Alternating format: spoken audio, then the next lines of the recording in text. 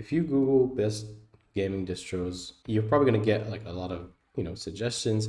But I wanted to see, is there actually an FPS difference between them? So I've had Pop! OS installed for a while now, and that was part of the idea why I cleared up some space on my drive to install Catchy OS as well. I part of the reason was I wanted to do this little experiment. There are obviously other contenders out there, but I just picked these two. The game that I used to monitor the FPS and collect the data on was Hunt Showdown. Now, when I first started this, I actually did not expect there to be much FPS difference. I thought they would be the same. I mean, I thought that, yes, there are countless many distros out there, but I thought they would all get about the same FPS for, the same game, especially since obviously it's the same PC, it's on the same drive, so I expected the same FPS, but actually I was surprised by the results. So if you want to see if you just want to hear the results, feel free to skip towards, the portion where there are graphs. That's where we'll be talking about the results. Before we get into that, if you're interested in hearing how I conducted this and how I calculated like outliers and stuff like that, and how I visualized, here is that information. So first off, I use something called Mango HUD. I think any Linux distro you can install it, and it just allows you to track your. Well, originally it just displays your FPS, whether it's a Steam game or a non-Steam game, but you can use it as well to record FPS as you're playing. So that's what I used. All the data was collected across several maps in Hunt Showdown. I think there are about 3 or 4 maps. Vast majority of them were daytime maps, with one exception that we'll get into during the results. So they are different maps, but they're all daytime. I know there may be different FPS implications if it was nighttime or if it was rain. And just to remind, I have Pop! OS 24.04 with Cosmic, and I have Catchy OS with KDE Plasma 6. The graphics card is the 3080 Ti, and same driver, the 580 NVIDIA driver on both installs. Both of them are on performance mode. There's like some power management setting or something like that. But other than that, I didn't do any tweaks to either distro. So it's kind of, more like an out-of-box experience. Either way, I think both were originally on performance mode after install anyways. Again, same PC and both on the same drive, games on the same drive, all that is the same. And I use the same script to visualize the test data collected on either distro. And several data was thrown out for a couple of reasons. If I had started recording or stopped recording too late, basically the point is the data that I collected that I thought was good was from the start of the match to the end of the match. That's the data that I considered, good. Again, we'll go over this in a bit, but I did try to remove outliers, but just to keep that to a minimum. That's how I tried to collect it, start of match to end of match. So about the script, it's a very simple script to help us visualize the raw data that we collected. Raw data looked like this.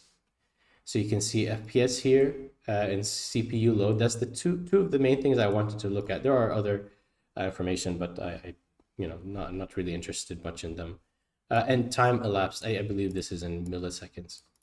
So as this is increasing, what's the FPS and what's the CPU load? So this is what the raw data looked like, and as you can see, it's quite extensive. So we needed a way to visualize this. So the way I did it is, other than just graphing the points, the way I did the outliers or identifying outliers is something called interquartile range, I think. I hope I said that right.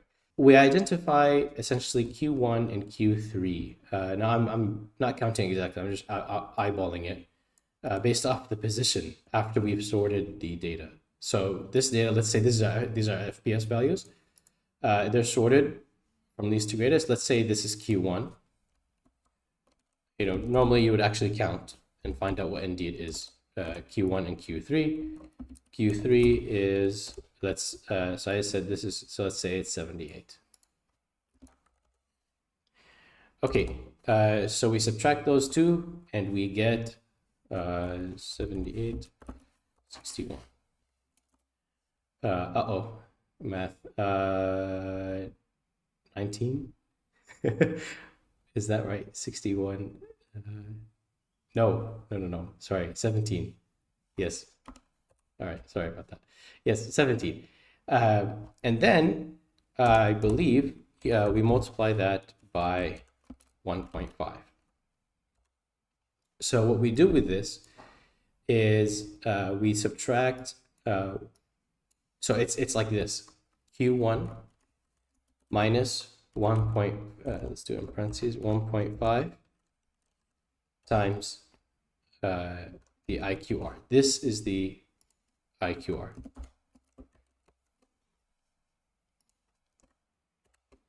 And anything below this value is an outlier. Same thing, Q3.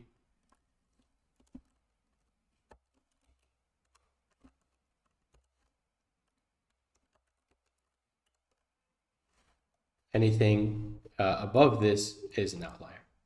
So if we look here, basically what that means is if we can just approximate, this value, that means that this and this would be outliers, but not something like this and this, Say like if there was 90 or something, or if there was 50 or something, they would not be, if you could just, imagine like if we approximated those values, those would not be outliers. So it's very simple, and that's how outliers were calculated here. All right. So let's go on to the results. So let's start with Catchy OS. Let's start with the oldest. Or let's start with the January 6th one. Oh no, I believe if I do like this, I should be able to do. Okay. There is one thing though I want to keep in mind. Which one is the latest? January 7th, 26th. This one is the latest. Okay. This is a rain game. That's what I was talking about. The one exception is that last one. So we'll just keep that in mind. No, sorry, I named it. It's this one. I'm sorry. Yes, this is the rain one. Okay, so let's go reverse order. All right, so again, this is on Catchy OS. So of this game, our average FPS was 95. This is the table for FPS here. So we have FPS and CPU load. We have a couple of other metrics, but not really much I'm really interested in looking at. I mean, we can see like RAM and stuff, but like for example, GPU, the load is already almost 100%. So I'm not really sure what would be more or more than that. So I'm not really interested in those. I was interested mostly in FPS and in CPU. So for this game, the average FPS was 95. So let's write that.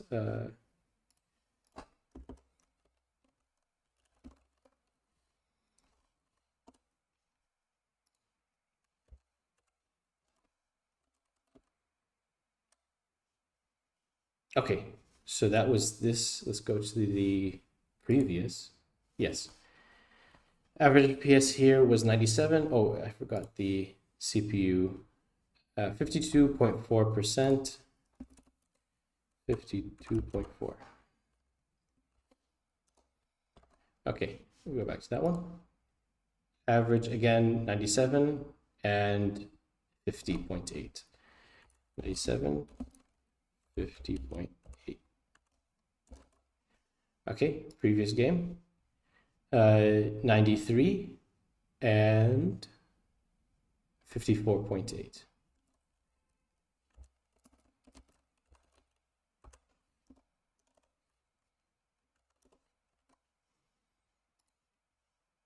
All right, and this is the rain map. Yes, this is it. So it's probably expected that the FPS is going to be a little bit lower on average, which is the case. So 75,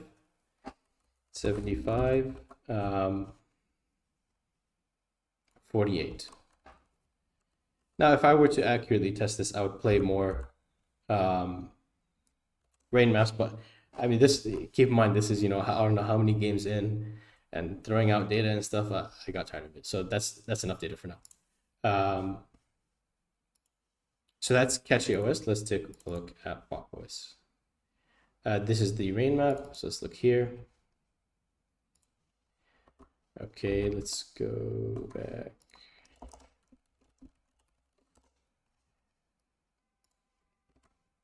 Average is 99.9, so almost 100. At 62.5% CPU utilization. All right, next. 103 at 60.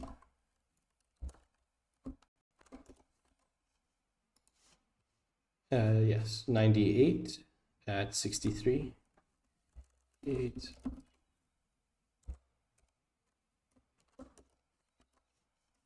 And yeah, there are only three, good games I felt like for Pop! OS data. So the next one is going to be the rainy one. That is 100. 64. And I can bold these as, kind of our not as reliable data. These are on the rain maps that I didn't test as much. So this is kind of the conclusion that I came to, and I kept seeing, is that the average FPS on Pop! OS is actually slightly higher. And again, there are lots of other data that I threw out, but that was also the trend I was seeing in other data as well. And so what's weird is the FPS is a bit higher, but also the CPU utilization is quite a bit higher. Um, and that was something else I noticed. So that was when I was looking at this, it was like, oh, is this something to do with like performance mode or something? But no, they were both in, performance mode and things like that.